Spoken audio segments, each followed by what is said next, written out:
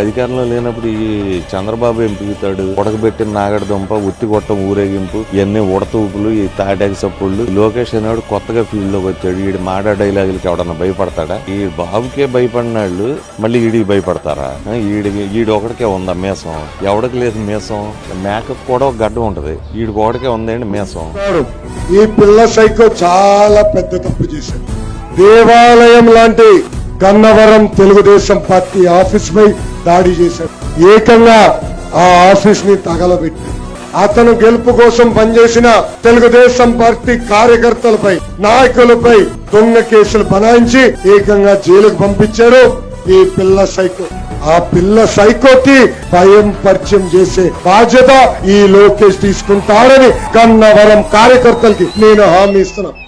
మాజీ MLA Vallabhaneni Vamsi arrest అయ్యారు. ఆయన్ను పోలీసులు విజయవాడకు తరలిస్తున్నారు. గన్నవరం మాజీ ఎమ్మెల్యే వల్లభనేని వంశీ అరెస్ట్ చేశారు పోలీసులు.